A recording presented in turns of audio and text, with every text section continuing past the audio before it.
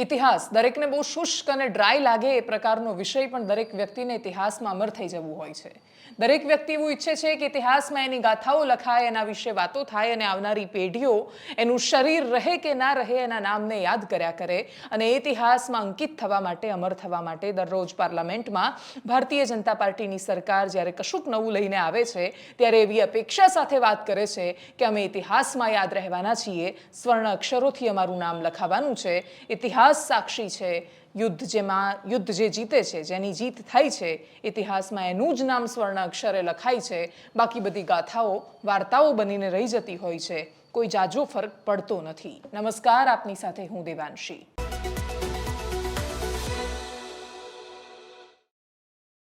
ઇતિહાસના પાત્રો એ રીતે યાદ રહેવાના હોત તો પછી દુનિયાના ઇતિહાસની કેટલીય ઘટનાઓ અને યાદો આ રીતે વિસરાઈ ન ગઈ હોત. પરંતુ એ ચોપડીમાં પાના પરના અમુક પાત્રો સિવાય કશું રહ્યું નથી. ગૃહમંત્રી અમિત શાહ કહી રહ્યા હતા દેશની સંસદમાં કે ગઈકાલનો દિવસ એટલે કે વિમન રિઝર્વેશન બિલ લાવવામાં આવ્યું તો એ દિવસ ઐતિહાસિક હતો.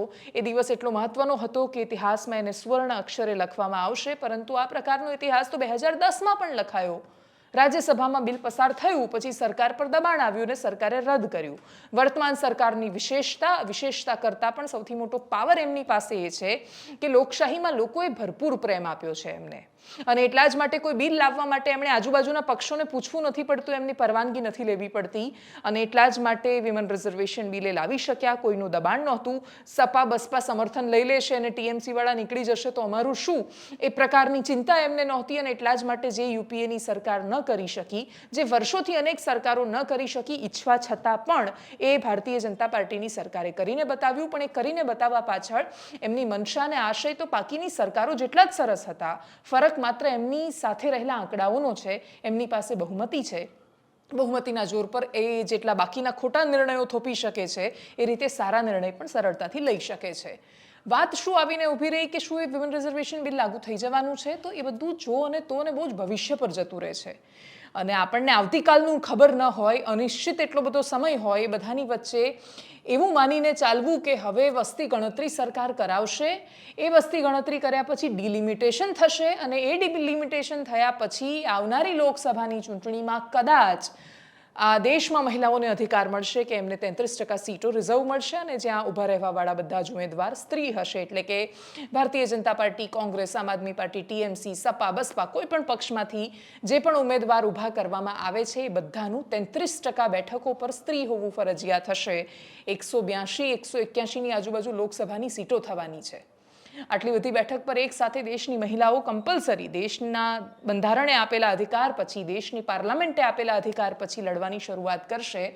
પણ એ બધાની વચ્ચેનો જે સમય છે બહુ લાંબો ખેંચી દેવામાં આવ્યો છે. હવે એ સમય શું કામ લાંબો ખેંચવામાં આવ્યો એનું કોઈની પાસે ખાસ તર્ક નથી. ખાલી એક જ વાત એવું કહેવાય રહી છે કે વસ્તી ગણતરી નથી થઈ એટલા માટે. હવે છેલ્લી વસ્તી ગણતરી જે થઈ 2001 મહિના પછી તો કરાઈ જ નથી. શું કામ નથી કરાઈ 2011 પછીની? તો આપણી પાસે બધા છેલ્લા એ જ આંકડાઓ છે અને એ આંકડાઓના સ્તર પર આપણે બાકીના બધા નિર્ણય લઈ રહ્યા છીએ. આપણે રિઝર્વેશનનો, ઈબીસીનો નિર્ણય એ જ આંકડા પર લીધો. એના સિવાયના આરક્ષણને લગતા મોટા ભાગના નિર્ણયો રાજ્યોની સરકારે લીધા કે દેશની સરકારે લીધા એ આંકડાઓના દમ પર લેવામાં આવ્યા છે.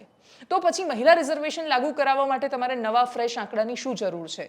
અને જો નવા ફ્રેશ અને આંકડાની એવી જરૂર છે તો પછી કોરોના તો ક્યારનો ગયો. એના પછી આખી દુનિયા નોર્મલ થઈ ગઈ. એ નોર્મલ પછી બીજી 10 વાર 10 નવા પ્રકારના વાયરસ આવીને અટેક કરીને આગળ વધી ગયા. સરકારોએ ચૂંટણી કરાવી દીધી, રાજ્યોની સરકારો બદલાઈ ગઈ, ચહેરાઓ બદલાયા, પણ સરકાર હજુ કોરોનાની પીડામાંથી કદાચ બહાર નથી આવી. અને એટલા જ માટે વસ્તી ગણતરીનું નામો નિશાન નથી. એનું સૌથી મોટું કારણ જાતિ આધારિત વસ્તી ગણતરીની વિપક્ષો જે માંગ કરી રહ્યા છે એ પણ હોઈ શકે. કેમ કે વિપક્ષોની પાસે એક બહુ જ મોટું હથિયાર છે. એમનું કહેવું છે કે જે રિઝર્વેશન, જે આંકડા બધું આપવામાં આવ્યું છે એમાં આંકડાઓના આધારે કશા જ તથ્યો મેળ નથી ખાતા. એમાં સૌથી વધારે મોટો દાવો ઓબીસીનો છે. એવું કહેવું છે કે દેશમાં મોટા ભાગની વસ્તી ઓબીસીની છે. તમે જેને 27% રિઝર્વેશન આપ્યું છે, હકીકત જ્યારે કાઢશો, આંકડા જ્યારે નીકળશે, જાતિ આધારિત આંકડા સામે આવશે તો ખબર પડશે કે 50%થી વધારે દેશમાં ઓબીસી કમ્યુનિટીનું વર્ચસ્વ છે. સરકારની પાસે ભલે અધિકારિક રીતે કોઈ આંકડા ન હોય પણ ભારતીય જનતા પાર્ટીને બહુ સારી રીતે ખબર છે. એ સોશિયલ એન્જિનિયરિંગના નામ પર દેશમાં જે રીતે ચૂંટણીઓ લડાઈ છે અને એમાં સૌથી વધારે ડેટા એનાલિસિસ કે એજન્સીઓનો ઉપયોગ બીજેપી કરે છે. અને એટલે બીજેપીને ખબર ન હોય કે ઓબીસીની કેટલી વસ્તી છે, કે એસસીની કેટલી છે, કે એસટીની કેટલી છે, એ શક્ય નથી. એટલે સરકાર પાસે ડેટા હોય કે ન હોય, ભારતીય જનતા પાર્ટી પાસે ડેટા છે. એમને ખબર છે કે કોની કેટલી વસ્તી છે, અને કદાચ એ જ કારણ છે કે એ લોકો બહુ જલ્દી આંકડા રિવીલ નથી કરવા માંગતા. પણ એ આંકડા જ્યાં સુધી તમે રિવીલ નથી કરતા, જ્યાં સુધી વસ્તી ગણતરી નથી કરતા, જ્યાં સુધી આ કશું જ લાગુ નથી થતું, ત્યાં સુધી દેશની પાર્લામેન્ટમાં થતી દરેક વાતોને અમે ઇતિહાસ માનવા માંડીએ. અને ગૃહમંત્રી દર બીજા દિવસે, દર બીજા બિલમાં આવીને એવું કહે કે અમે સુવર્ણ અક્ષરમાં ઇતિહાસ લખી રહ્યા છીએ, તો તમે ઇતિહાસ બદલવાની કોશિશ કરી રહ્યા છો, નવો લખવાની કોશિશ કરી રહ્યા છો. પણ એ અક્ષરો સુવર્ણ છે, કાળા છે, વાદળી છે, સફેદ છે, કેવા છે, એને સમય પર છોડી દો. સમય નક્કી કરશે, સમય એનું મૂલ્ય નક્કી કરવાનું છે. સમય બધું જ સરખામણી કરી અને બધા ઘટનાક્રમોને એકબીજાની સાથે મૂલવીને નક્કી કરશે. અને એટલા જ માટે ગૃહમંત્રી અમિત શાહે ભલે બહુ જ ભાવાવેશમાં આવીને કહી દીધું કે સ્વર્ણ અક્ષરે લખાશે, એ સમયને તમે બહુ જ પાછળ, બહુ દૂર સુધી મૂકી દીધો છે. 2029 આવતા સુધીમાં ઇતિહાસ કયા અક્ષરોથી લખાય છે એના માટે આપણે રાહ જોવી પડશે. બીજી સુંદર વાત એક એ પણ સામે આવી, સુંદર કરતાં પણ સ્વાભાવિક અને અપેક્ષિત બંને હતી. અપેક્ષિત એટલા માટે કેમ કે તમે મહિલા સમાનતાની આટલી બધી વાતો કરતા હોવ અને પછી વિમન રિઝર્વેશન બિલને સમર્થન ના આપો તો તમારો દંભી ચહેરો ખુલ્લો પડી જાય. એ ખુલ્લો ન પડ્યો. વિપક્ષે સમર્થન આપ્યું. કોંગ્રેસમાંથી સોનિયા ગાંધીએ સમર્થન આપ્યું હતું આ બિલને. એ સિવાય લોકસભામાં આ વિષય પર ચર્ચા થઈ. રાહુલ ગાંધીની પ્રતિક્રિયા પણ સામે આવી છે. ગૃહમંત્રી અમિત શાહ, સોનિયા ગાંધી, રાહુલ ગાંધી, એ સિવાયની જે મહત્વની પ્રતિક્રિયાઓ દેશની સંસદમાંથી સામે આવી, સંક્ષિપ્તમાં સાંભળીએ. कल गणेश चतुर्थी थी, कल संवत्सरी थी, कल नए सदन का पहली बार कार्य का श्री गणेश हुआ और कल ही के दिन वर्षों से जो लंबित था वो महिलाओं को आरक्षण अधिकार देने का बिल इस सदन में पेश हुआ. माननीय अध्यक्ष जी, आपके माध्यम से मैं इस सदन के नेता और देश के प्रधानमंत्री श्रीमान नरेंद्र मोदी जी को हृदय से साधुवाद देना चाहता हूं कि 140 करोड़ की आबादी में 50% जिसका हिस्सा है वो मातृशक्ति को सच अर्थ में सम्मानित करने का काम माननीय प्रधानमंत्री जी ने किया. ये जो महिला का बिल है इसको आप पास कीजिए, आज पास कीजिए, ये जो आपके लागू कीजिए. और ये जो डिलिमिटेशन है जो आपने बोला है और ये जो सेंसस है इसकी कोई जरूरत नहीं है. 33% आप महिलाओं को सीधा दे दीजिए. और दूसरी बात इसको बदलिए, इसको आप बदलिए. कैमरा नहीं है सर, कैमरा नहीं है, आपको ही दिखाएंगे सर, पूरा भाषण में आपको ही दिखाएंगे. ये आप बदलिए. ये जो लिस्ट है ये ओबीसी समाज का अपमान है. 90 लोग हिंदुस्तान के सेक्रेटरी हैं, उनमें से 3 लोग ओबीसी समाज के हैं. 5% बजट को कंट्रोल करते हैं. तो जल्दी से जल्दी आप कास्ट सेंसस कीजिए. धुएं से बड़ी हुई रसोई से लेकर रोशनी से जगमगाती हुई स्टेडियम तक भारत की स्त्री का सफर बहुत लंबा है. लेकिन आखिरकार उसने मंजिल को छू लिया है. उसने जन्म दिया, उसने परिवार चलाया, उसने पुरुषों के बीच तेज दौड़ लगाई और असीम धीरज के साथ अक्सर खुद को हारते हुए लेकिन आखिरी बाजी में जीतते हुए देखा. એક સંસદ છોડીને બીજી સંસદમાં પ્રવેશ થઈ રહ્યો હતો ત્યારે સંવિધાનની એક પ્રત આપવામાં આવી. બંધારણના આમુખની એ પ્રત હતી અને બંધારણનું આમુખ કે જે હમ ભારત કે લોકથી શરૂ થાય છે અને જેમાં આપણે આપણને કહીએ છીએ કે અમે આ દેશના લોકોએ આ પ્રકારનું આ ગુણધર્મોવાળું બંધારણ આપ્યું છે, એ બંધારણની પ્રતમાં 2 શબ્દો એક સોશિયલિસ્ટ એટલે કે સમાજવાદી અને એક ધર્મનિરપેક્ષ પંથ નિરપેક્ષ એ શબ્દ નહોતો સામેલ. જ્યારે આ બે શબ્દો સેક્યુલર અને સોશિયલિસ્ટ આ બે પ્રકારના શબ્દોનો સમાવેશ ન કરવામાં આવ્યો ત્યારે કોંગ્રેસમાંથી વિપક્ષના નેતા અધીર રંજન ચૌધરીએ એ વાતનો પ્રશ્ન મૂક્યો. એ પ્રશ્ન એટલા માટે જરૂરી હતો કેમ કે એ સંવિધાનની પ્રત છે. એ આમુખની કોપી કાઢીને તમે આપી રહ્યા છો. એ તમારા ઘરમાંથી આપવામાં આવેલો કોઈ લેટર નથી કે પોતાની ઈચ્છા પ્રમાણે તમે એમાં શબ્દો બદલી દો. અધીર રંજન ચૌધરીનું ધ્યાન ગયું, એમણે પ્રશ્ન કર્યો. એના પછી અર્જુન રામ મેઘવાલ કે જે સંસદીય બાબતોના મંત્રી છે એમણે જે જવાબ આપ્યો છે પહેલા એ સાંભળી લો. The Constitution 128th Amendment Bill 2023. It's a very important amendment. It's a very important bill. Adhir Ranjan जी सुनिए थोड़ा. आर्टिकल 239AA हम इसमें इंसर्ट कर रहे हैं जिसके माध्यम से 33% महिलाओं को रिजर्वेशन मिलेगा. किसमें? The national capital territory of Delhi. उसके बाद हम आर्टिकल 330A में अमेंडमेंट कर रहे हैं जिसके माध्यम से लोकसभा में reservation of seats for schedule caste and schedule tribe जो प्रावधान पहले से है उसी में ही हम 33% महिलाओं के आरक्षण की बात कर रहे हैं. उसी में हम 33% महिलाओं के आरक्षण की बात कर रहे हैं. एक आर्टिकल 332 है जिसमें रिजर्वेशन जो दिया हुआ है इसमें असेंबलीज के लिए, उसमें भी स्टेट लेजिस्लेटिव असेंबली में 33% महिलाओं के लिए आरक्षण की व्यवस्था कर रहे हैं. ये बहुत इंपॉर्टेंट बिल है. और फिर आर्टिकल 334A में एक नया हम क्लॉज जोड़ रहे हैं जिसके माध्यम से इस महिला रिजर्वेशन की जो अवधि होगी वो 15 साल के लिए होगी. उसकी यदि बढ़ाना होगा तो संसद इसको अधिकार होगा वो बढ़ाने का. मैं इसके माध्यम से कहना चाहता हूं आपको एक समझाना चाहता हूं अधीर रंजन जी. अभी जैसे 543 नंबर है, it is already there in the you can see in the supplementary list of the business. You can see in the supplementary list of the business. देखिए 543 नंबर है अभी उसमें. अध्यक्ष जी, मैं इस बिल के माध्यम से जो परिवर्तन होने वाला है वो बता रहा हूं अधीर रंजन जी. अभी जैसे 543 हमारी लोकसभा की सीट है, जैसे ही ये बिल पास होगा ये कानून बनेगा. उसके बाद वर्तमान में लोकसभा में जो संख्या जो कि सबसे ज्यादा है 82 महिलाओं की संख्या है वो 181 हो जाएगी इस कानून के पास होने के बाद. कितना क्रांतिकारी कदम हम उठा रहे हैं.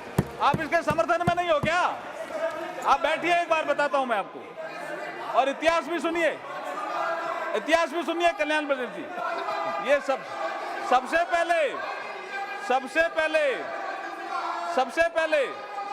ये बिल સંસદીય બાબતોના મંત્રી પ્રહલાદ જોશી છે અને કાનૂન મંત્રી અર્જુન રામ મેઘવાલ છે. અને અર્જુન રામ મેઘવાલ જ્યારે આ વિષયો પર આ રીતે વાત કરી રહ્યા હતા ત્યારે સૌથી મોટો પ્રશ્ન આવે કે શું કાનૂન મંત્રી એ મૂળ વાત ભૂલી જાય છે કે તમે બંધારણમાં જ્યારે કશા પણ ફેરફાર કરો છો, કંઈક ઉમેરો છો અથવા કંઈક કાઢો છો તો એના માટે તમારે પાર્લામેન્ટની એક પ્રક્રિયામાંથી પસાર થવું પડે ને એ પણ આમુખ. બંધારણનું બધું જ એમાં આવી જાય છે. આપણી પ્રસ્તાવના છે અથવા આપણા બંધારણનું હાર્દ છે એવું સમજી લો તમે. જે લોકો આખું બંધારણ નથી સમજી શકતા, જાણી શકતા, એ માત્ર એનું આમુખ સમજી લે તો પણ એનો અર્થ એમને ખબર પડે કે આ દેશ શું છે, આ દેશના લોકોએ પોતાને કયા પ્રકારનું બંધારણ આપ્યું છે, આ દેશની કેરેક્ટરિસ્ટિક શું છે, ગુણધર્મ શું છે. હવે તમે એની અંદર એ તર્ક આપો છો કે દેશનું બંધારણ બન્યું અથવા આમુખ બન્યું ત્યારે આ બે શબ્દો નહોતા. સોશિયલિસ્ટ શબ્દ નહોતો અને સેક્યુલર શબ્દ નહોતો.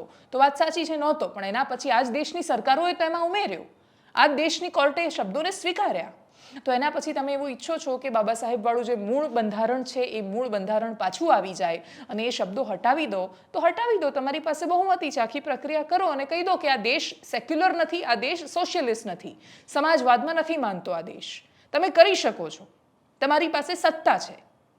તમે તમારી તાકાત પર તમારે બીજા કોઈ નવા શબ્દો ઉમેરવા છે કે આ દેશ જમણેરી છે, આ દેશ રાષ્ટ્રવાદી, બીજો કોઈ પણ શબ્દ, આ દેશ ભારતીય જનતા પાર્ટીનો છે એવું પણ લખી શકો છો. પણ એના માટે તમારે એ બધી પ્રક્રિયા કરવા માટે દેશની સંસદમાં લાવવું પડશે બિલ. એના પછી તમારે એને લોકસભા, રાજ્યસભા વગેરેથી પસાર કર્યા પછી કોર્ટ પણ આની અંદર એ વાતને સ્વીકારશે કે કેમ, કેમ કે જ્યારે આમુખમાં બંધારણમાં ફેરફાર કરવાની કોશિશ થઈ, આમુખને પડકારવામાં આવ્યો, ત્યારે આ દેશમાં કેશવાનંદ ભારતી વર્સિસ કેરળ સરકારથી લઈને ઇન્દિરા ગાંધીને કેટલી પછડાટો ખાધી એ બધાએ જોયું છે. એ શબ્દો એટલા માટે સ્વીકારવામાં આવ્યા કેમ કે જે તે સમયે કોર્ટે એવું કહ્યું, એવું અવલોકન કર્યું કે આ શબ્દો ઉમેરવાથી સંવિધાનનું જે મૂળ ફેબ્રિક છે, મૂળ તત્વ છે, એને કોઈ નુકસાન નથી થતું. તમે એવું માની રહ્યા છો કે એને નુકસાન થાય છે તો હટાવી દો એને, પણ એક પ્રક્રિયા અનુસરવી પડે. એ સંવિધાન છે, એ બંધારણ છે, એ બંધારણની પ્રત છે. તમે પોતાની મરજીથી એની અંદર શબ્દો ચેંકી નથી શકતા કે ઉમેરી નથી શકતા. અને એટલે જ એ પ્રક્રિયાઓનું અવમૂલ્યન જ્યારે કાનૂન મંત્રી આ પ્રકારના તર્કથી કરે ત્યારે આપણને પ્રશ્ન થાય કે કોના હાથમાં દેશનું કાનૂન અને વ્યવસ્થા છે? આ લોકો નક્કી કરશે કે દેશ બંધારણ પ્રમાણે કેવી રીતે ચાલે? એ લોકો ખબર નહીં, આ બોલતા પહેલા એમણે દેશની સંસદમાં બોલતા પહેલા વિચાર્યું હશે કે કેમ. અને એટલે જ એ બે શબ્દો માટે કોઈ જ વિશેષ લગાવ નથી. તમને એવું લાગે છે કે આ દેશમાં આ બે શબ્દો ન જ હોવા જોઈએ બંધારણમાં, આ દેશ સેક્યુલર નથી કે સોશિયલિસ્ટ નથી, હટાવી દો એને. પણ એની પ્રક્રિયા અનુસરવી પડે અને એ પ્રક્રિયા અનુસર્યા પછી આ દેશે પોતાને બંધારણ આપ્યું છે. મન ફાવે એમ ચેકા કરી દેવા, ઉમેરી દેવું, હટાવી દેવું એ આ દેશની પ્રકૃતિ નથી. અને એટલે જે દેશની પ્રકૃતિ નથી એ દેશની સરકારની કે સત્તાની પ્રકૃતિ ન હોઈ શકે. સરકારોએ સમયાંતરે બંધારણમાં ફેરફાર કર્યા છે, પરંતુ દરેકે કોઈ એ વસ્તુ, એ પ્રોસેસ નથી ચૂક્યું કે પોતાની જાતે બધું કરી દીધું હોય, એવું ક્યારેય નથી થયું. અને એટલા જ માટે વર્તમાન સરકાર પણ એવું ન કરે એવી અપેક્ષા છે. આગળ વાત ગુજરાતની કરીએ, ગુજરાતના પૂરની કરીએ.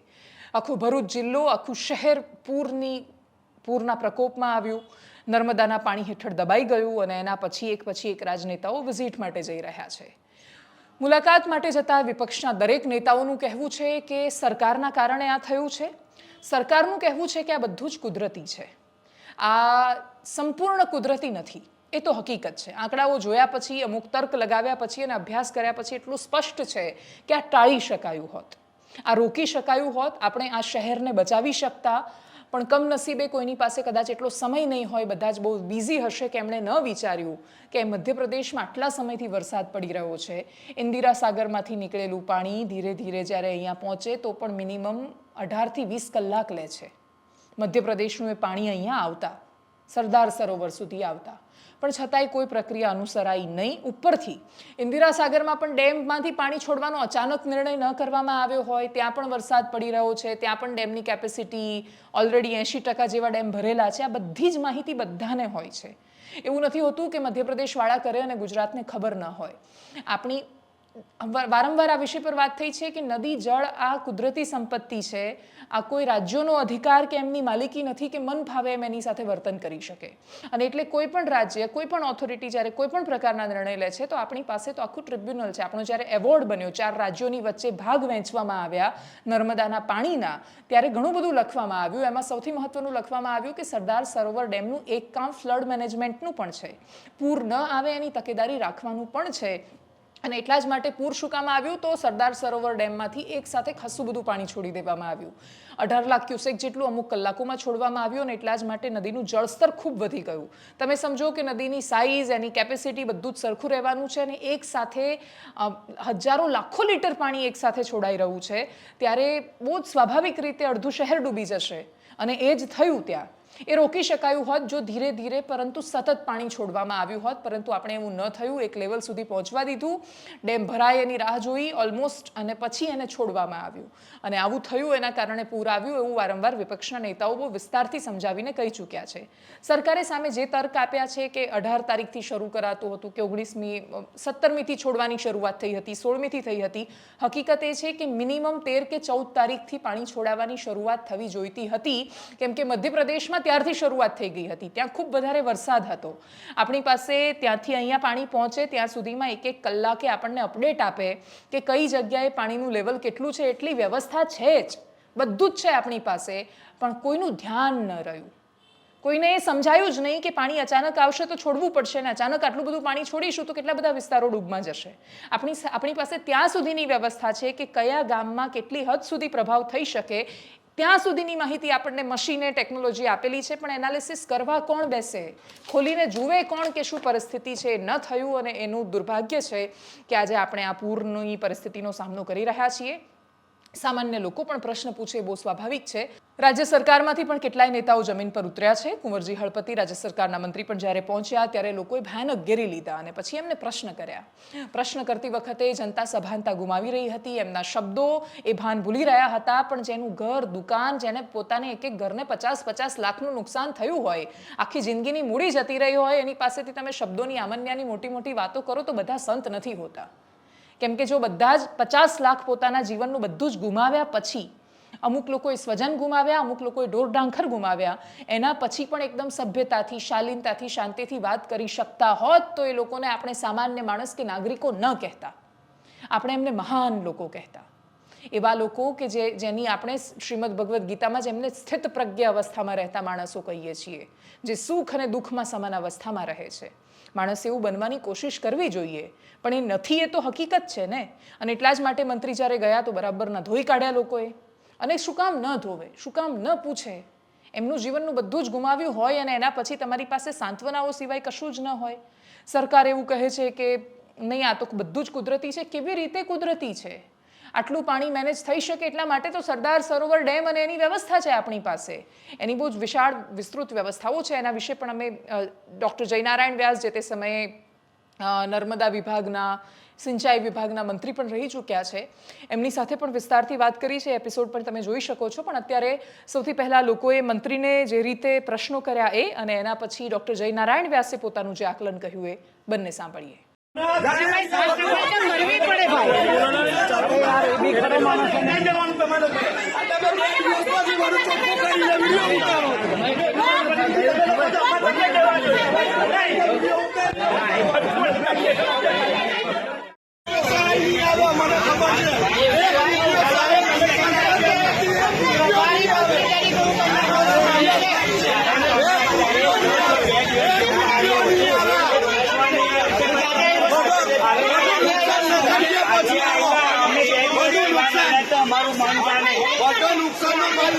આ રૂલ કરો for whatever are the reason આ વખતે મૂક્યો જ નથી રેવન્યુ ડિપાર્ટમેન્ટની સાઇટ પર કે નથી નર્મદાની સાઇટ પર. પહેલી તો દર વર્ષે મુકાવવો જોઈએ, મુકાવવો જોઈએ. It's a mandatory requirement. જેનાથી ખબર પડે કે આપણે મેક્સિમમ કેટલું પાણી સંગ્રહી એટલે શકવાના છે. બનાવ્યો છે કે નહીં એ પ્રશ્ન થાય. કારણ કે જો બનાવ્યો હોત તો મૂક્યો હોત તમે. વાત સાચી. તો તમે બનાવ્યો છે કે નહીં એ જ પ્રશ્ન થાય તમને. એટલે જો ન બનાવ્યો હોય તો તમને ખબર નહીં પડે. નહીં તો તમને બધી જ ખબર પડે કે મારા નર્મદા ડેમમાં પાણી આ લેવલે છે, અત્યારે આટલો આવરો છે, આ ટાઈમે બંધ ઓવરફ્લો થશે. એટલે મારે એ નથી થવા દેવાનો, માટે આટલું પાણી છોડવું રહેવું પડશે. એટલે તમારું લેવલ મેન્ટેન થઈ જાય. અને એ ટુ ધેટ એક્સટેન્ટ જે ડાઉનવર્ડ ફ્લડ પાસ થાય એ ઓછું થાય. આજે આ જ સ્થિતિમાં કદાચ આપણે 7 કે 8 લાખ ક્યુસેકમાં પૂર પસાર કરી શક્યા હોત.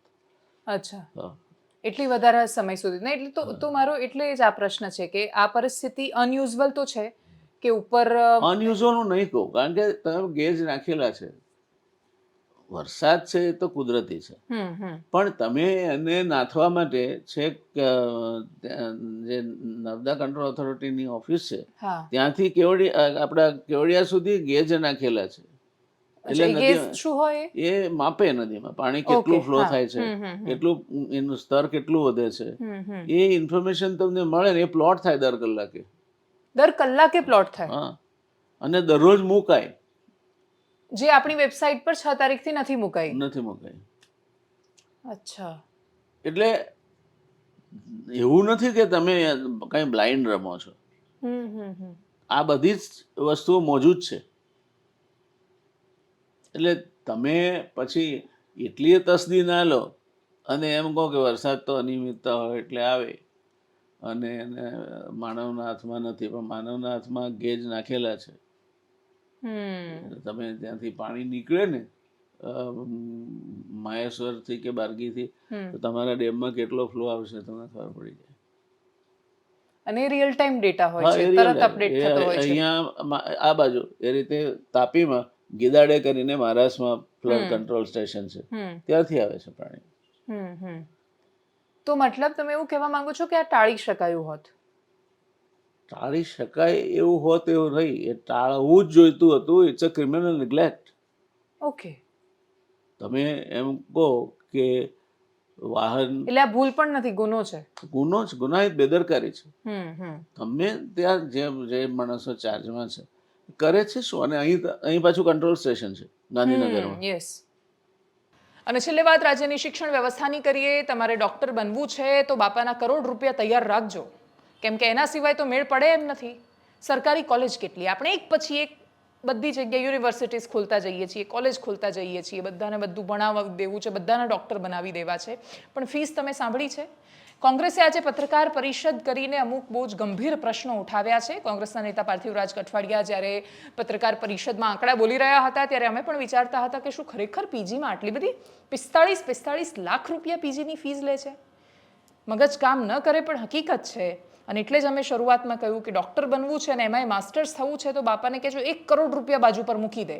એક ખોખા સિવાય તો કશું થતું જ નથી. સાંભળીએ. મેડિકલ કોલેજના નામે સમગ્ર ગુજરાતમાં વાવાઈ લૂંટવાનો પ્રયત્ન કરે છે અને બીજી બાજુ તનતોડ મહેનત કરનારા મેડિકલના વિદ્યાર્થીઓ જે પીજી મેડિકલ કરવા માંગે છે અને પીજી મેડિકલમાં અભ્યાસ કરવા માંગી રહ્યા છે તેમની ઉઘાડી લૂંટ કરી રહી છે. અલગ અલગ વિષયોમાં જે પીજી કરવા માંગે છે ત્યાં એફઆરસી દ્વારા નક્કી કરેલા ફી ધોરણ કરતા પણ વધારે ફી લેવામાં આવી રહી છે, ઉઘરાવવામાં આવી રહી છે. રેડિયોલોજી જેવા વિષયમાં કરમસદની મેડિકલ કોલેજ હોય તો 40 લાખ રૂપિયા વર્ષના, એટલે જ્યારે 3 વર્ષ પૂરા કરે વિદ્યાર્થીને 1 કરોડ ને 20 લાખ રૂપિયા ભરવા પડે.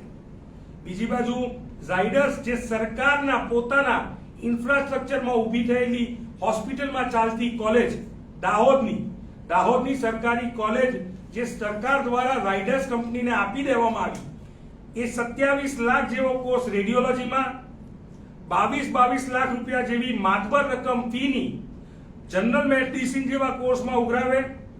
એ જ રીતે ઓર્થોપેડિક જેવા કોર્સમાં 25 લાખ રૂપિયા જેવી ફી ઉઘરાવે. સાથે અન્ય કોલેજોની વાત થાય તો પારુલ જેવી કોલેજ, પ્રાઇવેટ કોલેજ જે ગુજરાત રાજ્યના જે 1600 MBBS થયેલા જનરલ કોટાના વિદ્યાર્થીઓ છે, જે આવનારું આપણા ગુજરાતનું ભવિષ્ય છે, આરોગ્યનું ભવિષ્ય છે, તેમની જોડે 44 લાખ રૂપિયા સુધીની માતબર રકમની ફી ઉઘરાવી રહ્યા છે. એક તરફ વિદ્યાર્થીઓ તનતોડ મહેનત કરી અને સારા ગુણે પાસ થવાનો પ્રયત્ન કરે અને બીજી તરફ પીજી મેડિકલમાં આ પ્રકારની ફીમાં અસમાનતા, અલગ અલગ કોર્સમાં અલગ અલગ ફી, એફઆરસી એ નક્કી કરી હોય તેના કરતા પણ અલગ અલગ ફી. તમે બીજે મેડિકલ કે NHL ની ફી સ્ટ્રક્ચર જોશો તો દરેક વિષયમાં સમાન ફીસ છે, સમાન ફી સ્ટ્રક્ચર છે. પણ આ જે તે સંસ્થાઓ, પ્રાઇવેટ સંસ્થાઓ અથવા તો સરકારે જે સરકારી ઇન્ફ્રાસ્ટ્રક્ચર પ્રાઇવેટ સંસ્થાઓને આપ્યું છે તે સંસ્થાઓ અત્યારે ગુજરાતના વિદ્યાર્થી, ગુજરાતના યુવાનોની ઉઘાડી લૂંટ, તેમનું શોષણ કરી રહી છે. એક તરફ પાર્થિવરાજ કઠવાડિયા જે બોલી રહ્યા છે માત્ર આરોપો નથી, એ નગ્ન વાસ્તવિકતા છે. આ જેટલી યુનિવર્સિટીઝના એમણે નામ લીધા, પારુલ યુનિવર્સિટી કે બાકી બધા લોકો, આ લોકો આ એજ્યુકેશન ઇન્સ્ટિટ્યૂટને ખરેખર પોતાના પપ્પાની પેઢી સમજે છે. એમના માટે તો ખરેખર પપ્પાની પેઢી જ છે કે એમણે પપ્પાએ એક ધંધો સેટ કરી આપ્યો છે. એમના માટે ધંધો છે, પણ તમે લાખો કરોડો રૂપિયાની જ્યારે ફીસ લઈ રહ્યા છો એના પછી પણ એ છોકરાઓ કેવા પાકશે ખબર નથી, કેવા ડોક્ટર્સ બનશે નથી ખબર. તમે એ પણ નથી વિચારતા કે કરોડ રૂપિયા આપ્યા પછી કયો ડોક્ટર સેવા કરવાનો છે અને શું કામ સેવા કરે. એણે તો ઇન્વેસ્ટમેન્ટ કર્યું છે ડોક્ટર બનવામાં, એ બની શકે એટલા રૂપિયા વસૂલવાની કોશિશ કરશે. તમારે જરૂર હશે કે નહીં એ તમારું સિઝેરિયન કરી જ નાખશે, તમારે જરૂર હશે કે નહીં એ ચીરા કરી જ નાખવાનો છે, કેમ કે પૈસા વસૂલવાના છે. એણે ફાર્માનું, ડોક્ટર્સનું, આ બધાનું નેક્સસ ચાલે છે. અને આ રેકેટના મૂળમાં એજ્યુકેશન છે. અતિશય વધારે મોંઘું થયેલું એજ્યુકેશન છે કે કરોડ રૂપિયા આપીને ડોક્ટર બન્યા પછી બનેલો માણસ કોઈ દિવસ માણસ જ નથી રહી શકતો. એને સામે આવતું પેશન્ટ, એને તરત જ એવું લાગે છે, કોઈ પણ આવે છે, પ્રેગ્નન્ટ સ્ત્રી પહોંચે એટલે એને એવું લાગે કે મારા લાખની વ્યવસ્થા થઈ ગઈ, આપણે આને ચીરી જ નાખીશું, જરૂર હોય કે ન હોય. દરેક વસ્તુમાં એ પોતાનો ધંધો અને નફો શોધે છે. શું કામ? કેમ કે આ લોકોની પપ્પાની પેઢીઓ ચાલે છે. આ લોકો સમજે છે કે વડોદરામાં પપ્પાએ ધંધો સેટ કરી આપ્યો છે એટલે આપણે ઉઘરાવી લેવાના, જેટલા બની શકે એટલા લઈ લેવાના, અને એટલે જ બેફામ એમના ધંધા ચલાવવાના ચક્કરમાં અને સરકાર એમના ધંધા ચાલવા દે છે, બેફામ ચાલવા દે છે, કશું જ રોકટોક નથી. મન ફાવે એમ તમારી યુનિવર્સિટી બનાવી છે, આટલા લાખ રૂપિયા પધરાવી દો અને લઈ જાઓ, પરમિશન મળી જશે. કોલેજ ખોલવી છે, આટલા લાખ રૂપિયા અમારા પેટ ભરો, પછી તમારે જે કરવું હોય એ કરો. આ પ્રકારની સિસ્ટમથી જ્યાં સુધી સરકાર એજ્યુકેશન સાથે રમતી રહેશે ત્યાં સુધી એ નથી સમજતા કે આ આગ સાથે રમવાની વાત છે. આગ સાથે તમે જ્યારે રમી રહ્યા છો ત્યારે તમે જે ડૉક્ટર જોડે જશો એ સરકારી બીજે મેડિકલમાં ભણેલો બહુ જ સારો ડૉક્ટર હશે એની કોઈ જ ગેરંટી નથી. તમારા છોકરાનો કે કોઈની પણ સાથે કંઈ પણ થાય છે, અકસ્માત થાય છે ને તમે જ્યારે કોઈને લઈ જાઓ છો ત્યારે તમે ડૉક્ટરને નથી પૂછતા કે તું ક્યાંથી ભણ્યો છો, એના ભરોસે જાઓ છો તમે. અને પછી ભરોસાની ભેંસ કેટલા પાડા જાણે છે એ તો ગુજરાતથી વધારે કોઈ ન જાણી શકે. ને એટલા જ માટે શિક્ષણની હદથી વધારે બગડેલી હાલતમાંથી આપણે બહુ જ જલ્દી બહાર આવીએ એવી અપેક્ષા સાથે એનાલિસિસમાં અત્યારે બસ આટલું જ. નમસ્કાર.